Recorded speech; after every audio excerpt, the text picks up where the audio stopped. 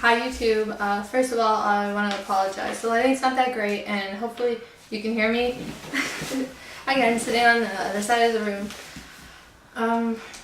So I'm going to wing this and try and get you updated from 0 to 3 months.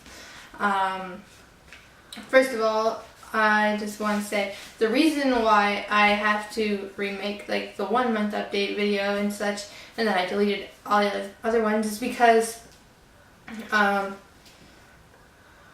got a letter delivered by a bailiff from the midwives that I'm not allowed to talk about anything because I guess I'm slandering their name, which was not the intent at all. I was just telling the story of everything I went through, but now it's somewhat limited to what I can say without us having to go to court, and yeah, I can't afford that. So anyways,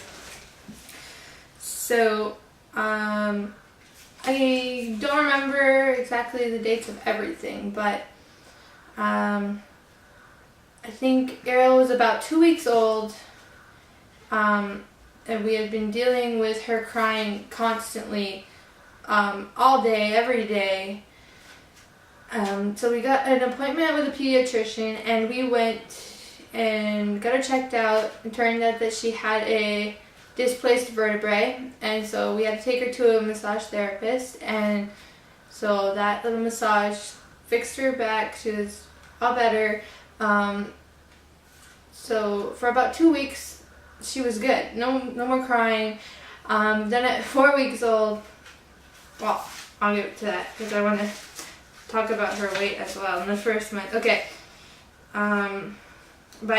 So she was born at 8 pounds. At 8 days old, she was 8 pounds 8 ounces. At 3 weeks and 4 days old, she was 9 pounds 13 ounces. Her length, I have it written in centimeters, so I'm not even going to bother. Anyways, yeah, so at 4 weeks old, we took her back to the pediatrician because, well, we took her back at 2 months old exactly. She had been crying again constantly for another month really, because she was okay for 2 more weeks after, and then she started, so a month more of like pretty much constant crying. Turns out she had acid reflux, so now she's on Prevacid.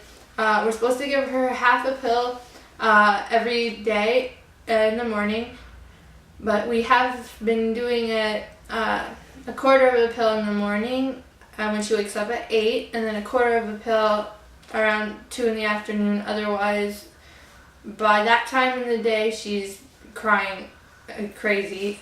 So yeah, so that's been working really well, thankfully, because, oh my god, it was exhausting to have a baby that cried all the time, but thankfully we got all those issues sorted out, and now she's the happiest baby. She barely cries, really, only if she needs to go for a nap, which she goes for naps really easily,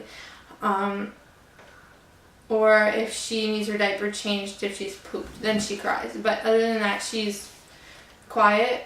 She coos a little bit, but she's not very talkative. She'll get into it for a couple minutes, but it's only a little bit here and there. My other two were constant. They never stopped talking, but her, she's a quiet one. She's very expressive with her eyes, though. She has the most beautiful eyes. I almost think they might stay blue, but the other two are hazel, and Daddy's are brown, so I might get lucky this time and keep a blue-eyed baby. Anyway, at 2 months old, she was, I don't know, I don't have it written down. Okay. I believe she was 11.5 pounds, that's what she was, yeah, at 2 months old. So that's smaller than both of my other two were at a month old. At 2 months and 3 weeks old, she was 12 pounds and 11 ounces. I don't know how long, but anyways, now at 3 months old, I weighed her today, getting on the scale with me, and she was at 14.2 pounds, so she's gaining slowly. She's my tiny little girl. It's I wanted a bigger baby than the last 2 times, but I got a smaller one, and she seems to be sticking to her smaller side. She doesn't have that much chub to her, and if she wasn't sleeping right now, I would be showing her off, but I'll just have to attach some pictures at the end. She is so beautiful. She's dealing with some cradle cap right now, which is excessive. The other 2 had only tiny bit of it, but her whole head is covered. I'm having the hardest time getting rid of it, but I'm trying. So if you have any tips for that, let me know. I've just been doing like baby oil and combing it out, so it's not working too well. So yeah, her sleeping, after she got her shots at like 2.5 months old, she started sleeping a little less great, but she's still a really good sleeper.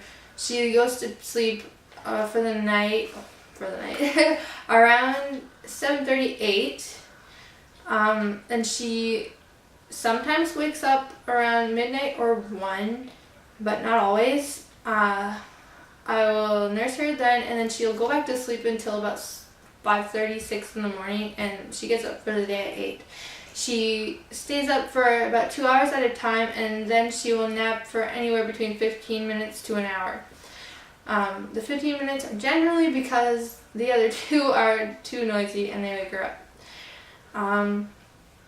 She's a really good nurser, but she started pinching me with her gums. It's really unpleasant. I do not look forward to her having teeth because I doubt she's going to stop anytime soon.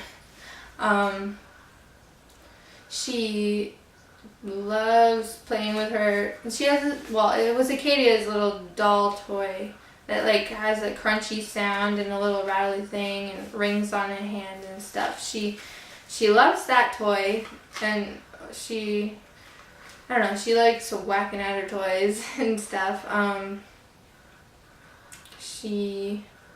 She's also recently started chewing on her hands like constantly. They're always in her mouth.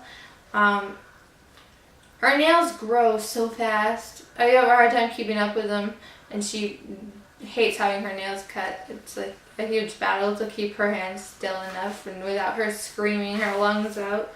But so she's got some scratches on her face right now. I had only cut her nails like 3 days ago, and she wakes up this morning with these big scratches on her cheeks, poor baby.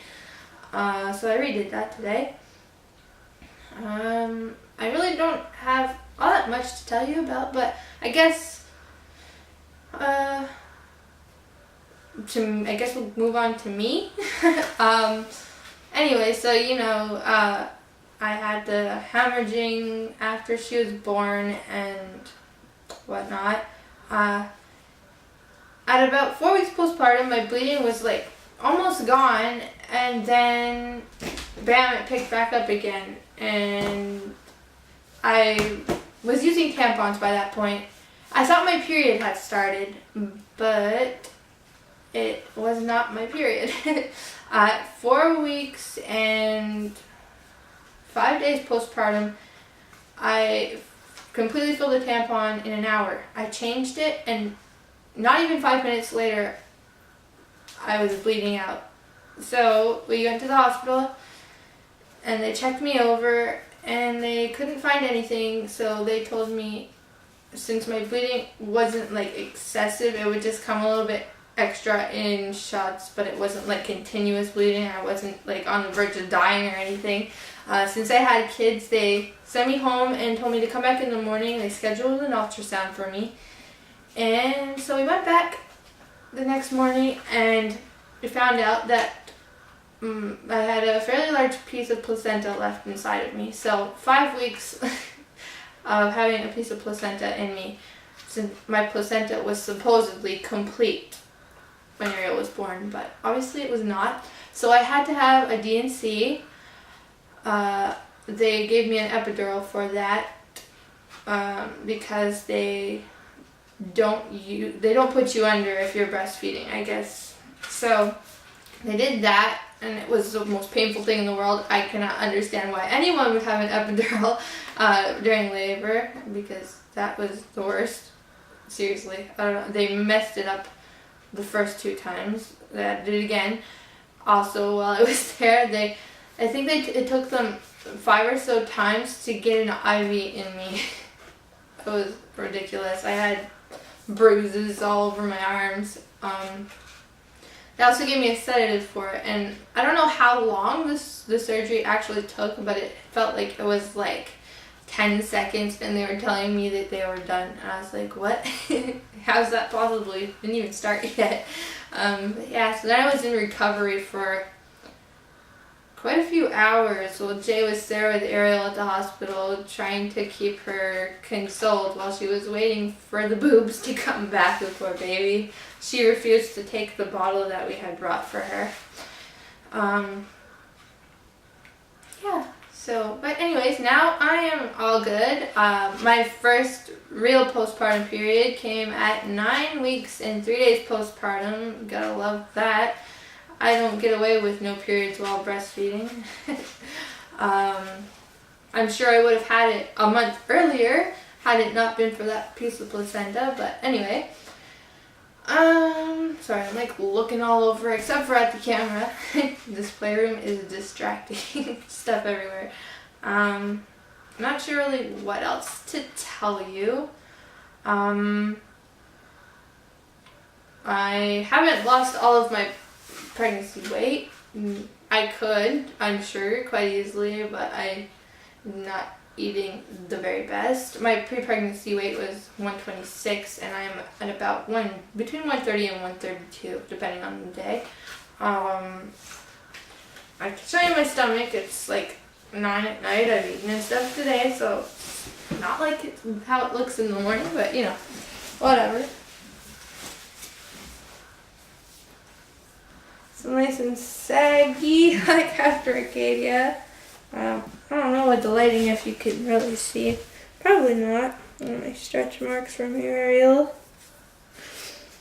But anyways, it's really, I don't know, it's not that bad.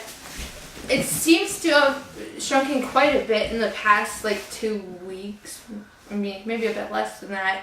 Like I was on the verge of depression almost with how fat I looked, and but then bam, it's like overnight it shrunk somehow. Hopefully one day I can get a flatter stomach, but you know, many years to get back to a flat stomach since there are going to be no more babies. I think that's all. I'm sorry if this has been a boring update video. I kept forgetting to tell you guys that my little sister is pregnant with her first baby. She found out the other day that it's going to be a girl. She's due January 2nd, so she's almost 21 weeks pregnant, and her name is going to be Aubrey. So yay, super excited about that. I have someone to pass my little girl clothes on to and make some hair accessories for. So poor Aiden, he's going to be the only little boy. Well, good thing my older sister has boys and I have little brothers, but yeah, I think that's all. Oh, actually, let's go back to Ariel for a second. I feel bad for her a little bit. She doesn't get that much time on the floor, so I don't know if she could possibly start rolling over or if she could have already rolled over, but she's not able to get enough practice time in or not. But yeah, it's because of my wonderful Great Dane puppy who's almost 6 months old. She's completely clueless about her surroundings, and I've been stepped on her before when she was like 50 pounds, and now she's over 70 pounds. And it hurts to be stepped on by her, so I don't want Ariel to get trampled. The dog sleeps in the garage at night, and so in the morning I go and get her out of the garage and feed her breakfast at 9:30. That's when she wakes up. She barks when she's ready. So since Ariel gets up at 8, she has an hour and a half to play on the floor before the dog comes in. So I take advantage of that, and she usually stays on the floor for at least a half an hour before she gets sick of it. So, but I wonder if she could be rolling over more if she had more floor time. But then again, the little like baby center updates or whatever for milestones say that some babies roll over at this point, not all. I don't remember when Aiden and Kate started rolling over. So anyways, that's pretty much me rambling. So I guess I will let you go and try to update you guys again soon. I wanted to do a house tour when my house was clean, but it's not so clean as it was the past 2 days. So maybe if I can get it back in order tomorrow, I can do the house tour video. Yeah, so thanks for watching.